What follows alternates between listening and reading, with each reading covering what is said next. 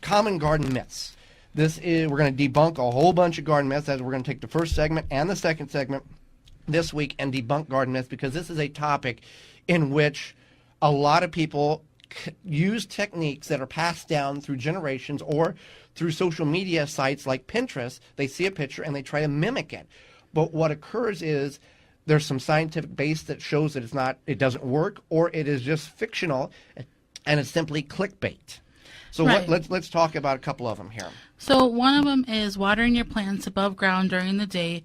The water droplets left on the leaves will burn the plants. Now, this is a common one that many gardeners had not done, above ground watering. And the myth is, or the theory behind it is, the water droplets stay present on the leaves of the plant, and it acts as a magnifying glass, and the sun rays penetrates through that water droplet, and it scars the leaf of the plant. And that simply is not true. And the reasons why is... When it rains during the summer all around the world and plants are just fine, more of an issue is that the irrigation water will evaporate and not be as effective. So you want to think about that, about how if you're going to water during the middle of the day, that water might just evaporate. Right. That's what really is happening. You're not burning the plants. It's that above ground watering during the heat of the day, the water is absorbed by the atmosphere and sucked back up and evaporates. Right. That's exactly right. So number 2, I will read it here, okay. Talk about it, and then you can kind of explain it since you understand a little bit more. So don't use pressure-treated lumber for your edible garden beds because it will poison the soil and your plants. Now, this was true about 20 years ago when pressure-treated lumber was treated with arsenic and creosotes and toxins. Since then, the industry has changed, and those toxins are no longer used. There is a copper solvent is used in order to treat that lumber. Now, there is some micronutrients of copper that is required for plant development, and tests have been performed in which they've taken soil from the internal portions of a raised bed that was built with pressure-treated lumber with this copper fungicide, this copper treatment, and from the central portion, and the soil that was touching the actual lumber. The concern is the leaching of that copper into the soil, or before that copper, years ago when that poison was, the leaching of that poison into the soil, the uptake to the plant, and the consumption of the gardener of the plant in which they were growing. Well, with the test that they performed with the copper-treated lumber, the internal portions of the bed showed no detection. The portions of the soil which was touching the actual copper-treated lumber had a minute amount of copper, which is far below the regulation requirements or the safety limits that the Food and Drug Administration sets forth. So the reason why you would choose pressure-treated lumber is because it would last so much longer. Obviously, the wood of choice is cedar, but it's extremely expensive. Pine is the cheap. That's the white coloring wood or the yellowish wood at the home improvement center. And the pressure-treated lumber is that green-looking lumber that is slightly more expensive, but you can get so many more years out of it. So some people still feel it's a concern. So if that is you, make your own educated decision on whether or not you choose to use pressure-treated lumber, even though it is a safer form of pressure-treated than it has been in the past. Okay, so let's talk about pine needles. Some people feel if pine needles fall in your garden, if you use it to mulch, it's going to acidify your soil. Pine needles on the actual pine tree are extremely acidic. They're about a 3.5 on the acidity level. Now, your acidity level runs from 0 to 7, and then 7 to 14 is alkaline. So keep this in mind here.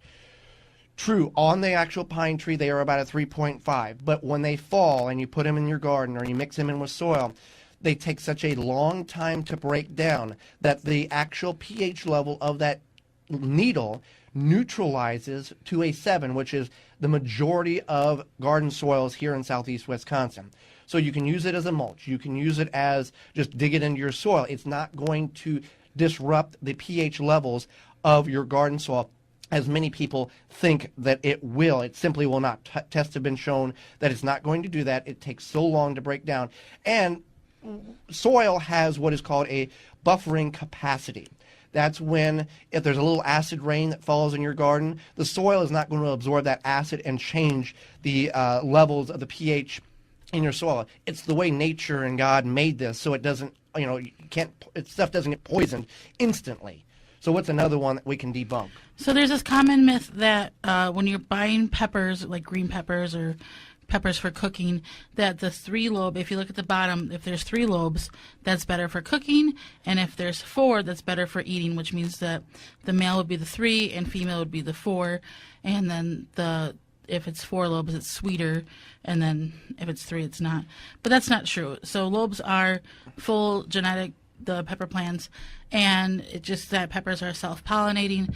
There's no male or female. Not really fruit. sure where this theory even came from. And a lot of this, again, Pinterest. A lot of people post a picture and don't. No, tell I've seen it in emails that were have spread you? around back in like the 90s and all sorts of But stuff. there's no male or female pepper plants. The flowers contain both reproductive organs, and it's just a genetic, like Holly spoke about. The bottom of it means nothing. Some of them even have 5 lobes on the bottom. So this is just some crazy thing that somebody has made up for whatever giggles, I guess, or for some maybe marketing purpose. Well, no, it's just like an old wives' tale, basically. Right. So that don't worry. Peppers are peppers. They're all the same. One's just as good as the other.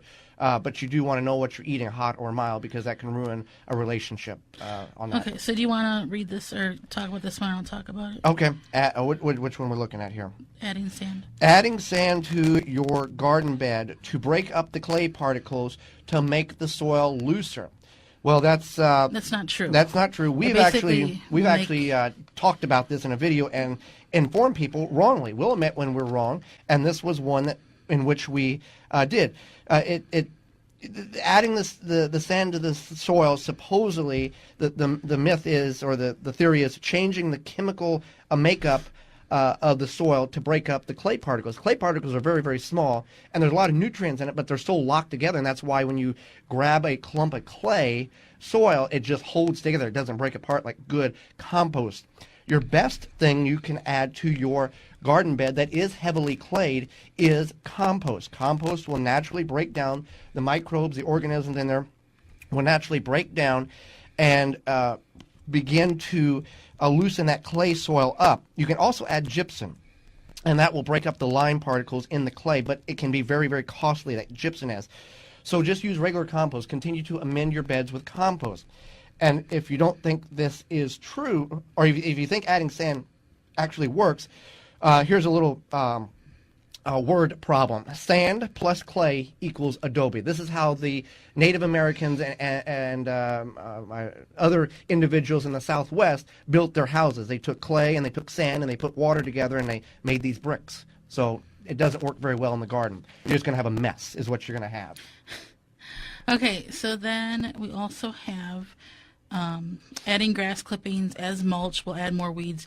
Now, before we explain this, when you add your grass clippings as mulch, you want to dry them out a bit. If you add the wet grass clippings as mulch, you could get a moldy, nasty situation. So you want them to be dry grass clippings. The reason why it's not going to add weed seeds to your garden bed, and mulch is an incredibly important portion of your garden, whether you're using them on containers, raised beds, traditional ground garden, to retain moisture and suppress the weeds.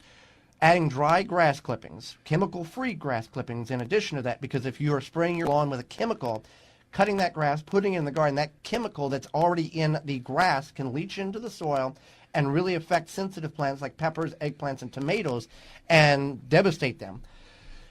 You're cutting your grass, and most people don't have a prairie in their backyard. Grasses are going to grow at a certain height. You're going to mow it off. They're not going to contain seed pods. If your grass contains seed pods, do not put them in the garden. Those seed pods will dry and extract the seed. Normal, regular backyard gardening, or backyard yards, just have regular grass. And by using that, mulch is a great way to increase the moisture in your soil and keep it there. We're going to go to break in just a moment.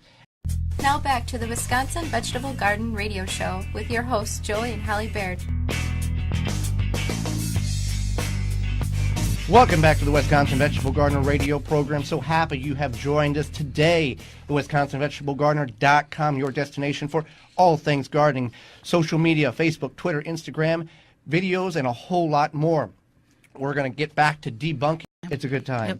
So let's get back to debunking some more garden myths here, because this is, I find this fascinating, and this is a lot of valuable information in order to help you to save steps in your garden. We always do, we use certain procedures in the garden because we've been taught that, we've seen that, grandma's taught us that, it's always been done that way. But if there's no scientific base behind it, and there's no actual physiological reasoning behind it, just simply because somebody has told us to do it, what's the point of doing it? So we're going to look at adding eggshells to your planting hole to feed your plants this year. Now, eggshells contain calcium. Calcium is a nutrient in which the plants need to grow. Tomatoes, especially, you'll see people put calcium in the hole at the time of planting for tomatoes. Now, eggshells, what you can do is dry them in the microwave for a minute to get them as dry as possible, and people will crush them up and throw them in the hole. Well, that will eventually break down, but not this year. The more surface area in which you can grind your eggshell up, even if you turn it into a powder and put it in the hole, not all of that calcium is going to be available this year for the plants to pick up. It will be available by next year at this time, because the microbial life in the soil has to break it down to a form in which the plants can pick up. But, it's not going to take effect immediately. So keep that in mind.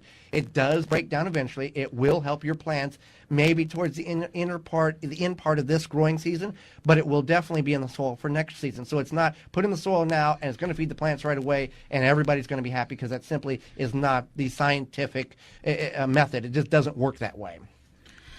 So since we're talking about calcium and nutrients, let's talk about some Epsom salts. So a lot of older people might know this, but not younger people, adding Epsom salt to the soil for plants like tomatoes and bell peppers. And so I don't know if this is really a myth. Now, why are we adding this, or why do people believe that to add this to their soil or in the hole? From our experience, it helps blossom and root rot, and it also, for a lot of flower gardeners, will say it provides better color to their flowers, and there's just many other random benefits that people talk about. The old-time farmers would add Epsom salt to their gardens or their fields in order to build up the greenness in the plants, and that there is some science behind that. But there's no science behind it. The theory is adding the Epsom salt to prevent blossom end rot on your tomatoes. Now, blossom end rot is whenever you're growing your tomato during the summer. Beautiful plant, lot of fruit on there, and you start looking under the actual fruit itself, and it's black or brown and sunken in, and it's very unpleasant, and it's rotten. You cut it open, it's pretty much gone through the entire fruit. What occurs is, the reason why that is occurring in your plant is the plant can't take up the necessary calcium to build up the cells in that fruit to properly develop. And the theory is, or the myth is, adding the Epsom salt creates a science in the soil that allows the plant to take up the necessary calcium. Well, here's what's really going on. Your soil may be loaded with more calcium than a truckload going down the highway, but your plants can't get it. It's not accessible to the plants because the soil is too dry. There has to be a certain amount of moisture in the soil for your plants to pick up nutrients. So inconsistent watering, longevity of drought can have this occur on your tomato plants. So consistent watering, allowing the soil to always stay damp to allow the root follicles to pick up the micronutrients, the nutrients, and all the other stuff that is needed for the plant to develop the fruit properly, is the actual solution to the problem. You can add Epsom salt for the magnesium, which actually there is, plants need magnesium to grow, but it's not the root solution to preventing blossom end rot. So that's where that comes from. We will continue to add Epsom salt because of that magnesium efficiency that provides the tomato plant and the pepper plant and the eggplant, but we're not adding it to prevent blossom end rot. I guess we should also say, especially for new gardeners, that the soil is the lifeblood of your plants. A lot of times if you're having a problem, you're having some sort of disease. If it's not a pest, a lot of times it's something in your soil. And we talked about a little bit of that last week. And we'll talk more about it next Right. week. But yeah, if the plant, the soil tells the plant what's wrong, and it could be a toxicity level, could be a nutrient deficiency, a lot of things, and we're going to go over that in detail next week. So stay tuned for that. I like this one here. Red plastic mulch will ripen tomatoes faster, and we've heard this a number of times. And a lot of people will put like red plastic mulch below their tomato plants, or just like, I don't know, what do they use? Red plastic. You can buy it at the garden center. Okay. Red plastic mulch. And so we've heard this theory, but the gas ethylene is just like banana, same thing that's in bananas, is what ripens your tomato plants or your tomatoes. So what you could do is, if you're having a ripening problem, you can put them in a paper bag put some bananas in a paper bag with the tomatoes, and that ethylene will help ripen them. Well, the theory or the myth is the sun hits that red mulch and reflects that red light up to the tomato, and the tomato ripens. And there's just no scientific background to that. The only thing that mulch is actually helping the tomato ripen is warming the roots, keeping the roots warmer, which in turn helps the production of the plant produce quicker. You can use black mulch, green mulch, purple mulch. It doesn't matter. It's not going to make the tomatoes ripen quicker. It will keep the soil warmer, which will in turn accelerate the ripeness of your tomatoes. So don't go on that theory that I'm putting red mulch down because that will help the development of the tomato plants grow quicker. It just doesn't work that way. There's no science base to that. It's just a cell gimmick.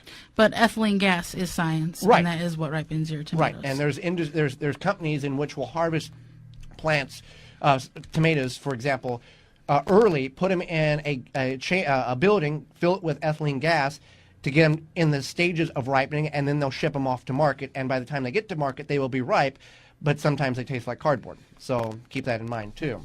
Right. So.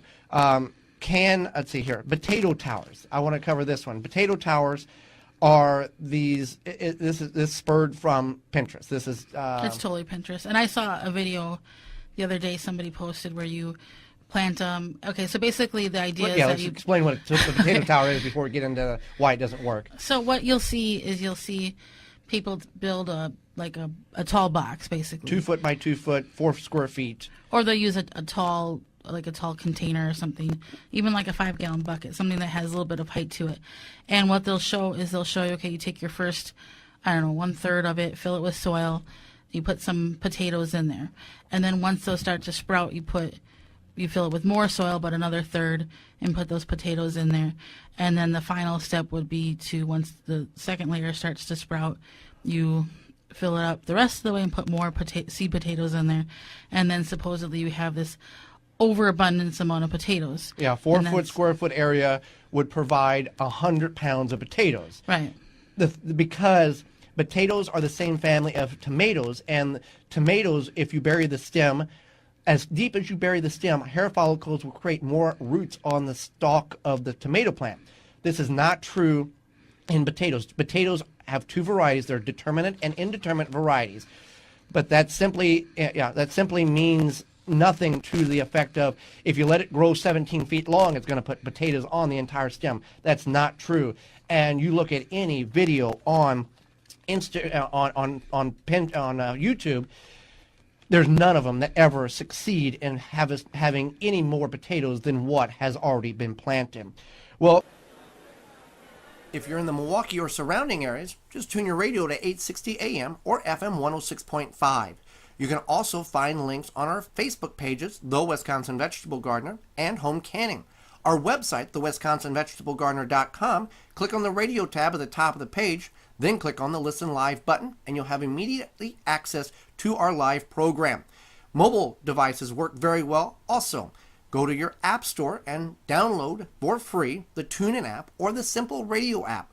Then search WNOV 860, save it to your favorites, and you can have access to our radio show live wherever you're at in the world.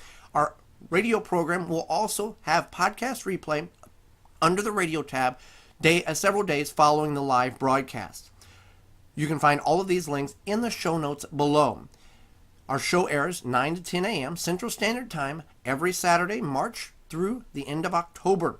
And we want to thank our sponsors because without them, this would not be anywhere possible. You can find all of their links under the radio tab on our website at thewisconsinvegetablegardener.com. For more information, please visit thewisconsinvegetablegardener.com.